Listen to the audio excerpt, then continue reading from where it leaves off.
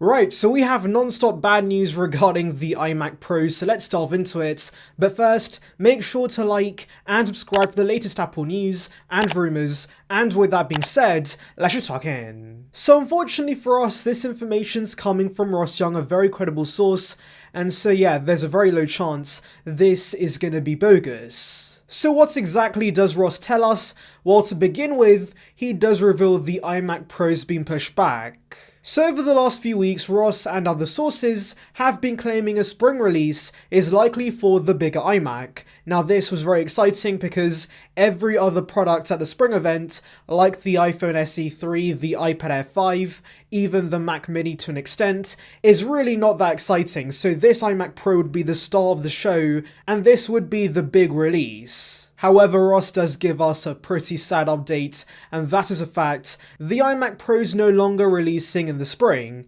Instead, it could be a summer release. However, there is even a major asterisk to that, since he says that while shipments begin for the display in June, the actual product might not release till August or even September 2022. And well, to be honest, if it's going to be a full release, I think October makes a ton more sense.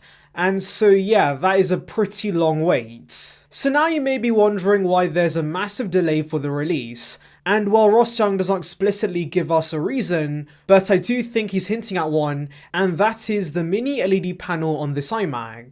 So this might sound familiar for those who followed the MacBook Pro rumors we had last year, because the MacBook Pro was supposed to launch at Dub, but due to issues with the mini LED panels, they released in the fall instead.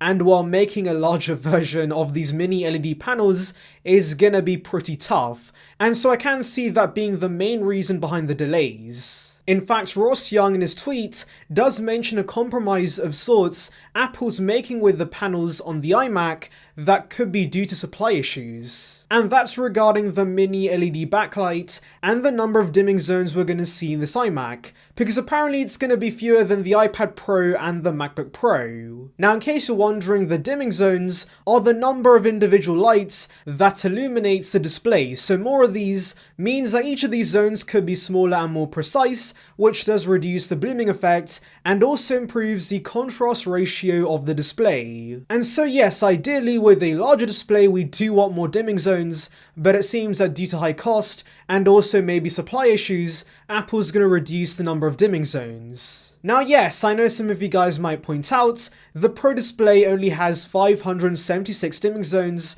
and so is the iMac about to replicate that? Well, I don't think so, because the Pro display is technically an LCD panel, that's why it has such a low number of dimming zones, and so if Apple was to give us that with the iMac, it would pale in comparison to the 10,000 dimming zones we see with the MacBook and also the iPad. And so yes, the number of dimming zones should be closer to the true mini LED products than the Pro display with this iMac.